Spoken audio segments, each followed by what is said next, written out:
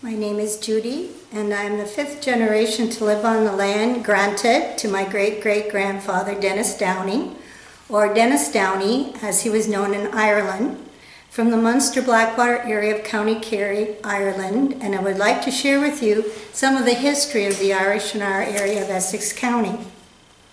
Essex County was settled from the outside in. The land on the shores of Lake Erie, Detroit River, and Lake St. Clair were easily accessible by water, provided an unlimited supply of fresh water, and was an ideal location for the first French settlers in the 1700s. However, most lifelong residents of Essex County know this and are familiar with French early settlements like LaSalle, River Canard, and Belle River. But few are aware that when they traveled down Highway 3, originally an Indian path carved out on a glacier terminal moraine, that the historical settlements of Maidstone and Oldcastle that they pass by are communities established by the first Irish settlers in the 1800s in Essex County. The business intersections on Walker Road at North Talbot and Highway 3 traveled daily by commuters heading from the county to Windsor show little evidence of its Irish beginnings. Most travelers heading east down Highway 3, passing the Oldcastle and Maidstone signs, do not know that the descendants of these early settlers still live in these communities. When people ask me, where do I live, and I answer Oldcastle, they thinking it must be far away, they inquire about its location, and most have never heard of our hamlet. When I mention our most recognizable landmark, the Cicero Club, ironically the largest Italian club in southwestern Ontario, their reaction is often one of surprise. Traveling by car east along Highway 3 from the city of Windsor, you will enter into the Oldcastle settlement at Howard. Turning onto County Road 34 and continuing to Manning Road, the boundary of the Maidstone hamlet and the municipality of Lakeshore. You would have been traveling the route of the original Talbot Road. Along this section of road, you will find evidence of the original Irish settlers. Looking closely, you will see homes and structures that were built in the 1800s by the early Irish pioneers. Dwellings that were built by the Downings, Sexton, McCarthy, Halford, and Collins families, and in a few homes you'll find their descendants still living today. The hamlet of Maidstone at County Road 34 and 114, first known as Maidstone Cross, has maintained the character of the early Irish settlement, with some of the original homes, store, and church still standing. Yes, this Irish community that began in the 1820s is still evident today. Just follow the Irish Trail down Highway 3 and transport yourself into a time when it was called Talbot Trail. The pioneers of the Talbot Trail in the 1820s were Irish, and the trail was nothing but a footpath through dense forests and deep swamps. Settling the interior of Upper Canada after the War of 1812 became a priority for the British. They feared the possibility of another future American invasion, and the ability of such a sparsely populated British colony to fend off an American invasion would prove to be very difficult. The British also wanted to prevent the settling of Upper Canada with Americans who would bring with them their ideas of democracy and independence. Great Britain needed an industrious people accustomed to hard work and who accepted a monarchical form of government and would be loyal British subjects. For this, they looked to Ireland. In all of the British Empire, there was no greater poverty than that of Ireland. Much of the land was owned by a few British lords who in many cases were absent. The managers of the estate were often harsh and would mistreat and evict, without cause, their Irish Catholic tenants.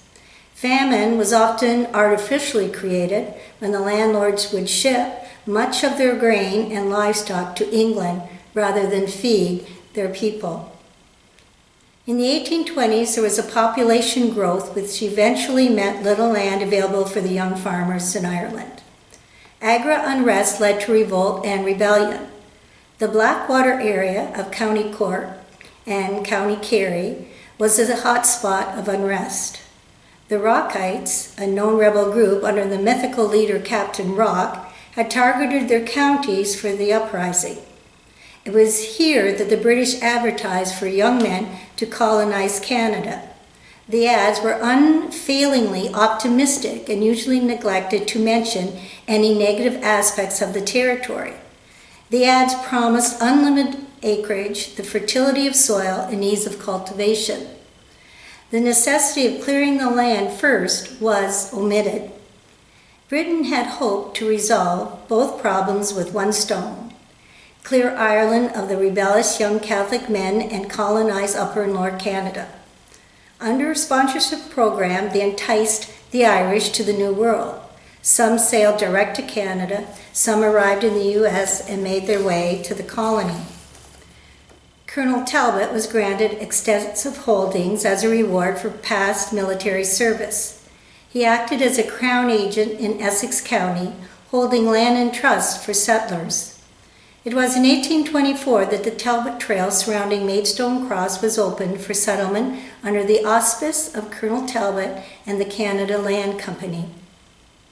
Although somewhat of a dictator, the County Cork and County Kerry Irishmen's names were penciled in along this end of the Talbot Trail as shown on the map of 1824.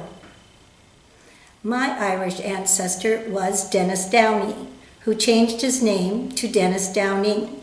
He was born in 1801 in the Blackwater area of County Kerry. In 1823, along with other young Irishmen from the district, he took the grueling trip across the Atlantic, arrived in Pennsylvania and made his way to Detroit, and then the Walkerville area. He was successful in his petition for land, and his name appears on Colonel Talbot's 1824 map on Lot 302, north of Talbot Road. He performed his settlement duties of constructing a dwelling, clearing land, maintaining the road, and serving in the militia.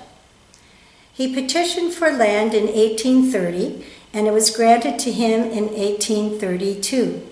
In 1829, he married Honora Houlihan, and in 1830, his first son, James, the oldest of 11 children, was born. Clearing the land was slow. Making a livelihood from farming was impossible. His homestead served as an inn and stagecoach stop. He was Colonel Talbot's land agent, a justice of the peace, superintendent of schools, captain of the militia, and was reeve of what was then Sandwich. To survive this wilderness, it was necessary to have many trades in order to feed your family. Hardships were many living in this interior. The land was swampy and tree-covered, and the nearest town, Sandwich, was a day's journey along a rough and narrow path of a road. They felt isolated in the dark, heavily forested area, for no neighbors were visible through the trees. Though the area was swampy, there was no fresh water readily available. Death from malaria or cholera took many lives. Assumption Church records show that in 1844, the Downing family lost their young son, and 2 weeks later, lost their 2-year-old daughter.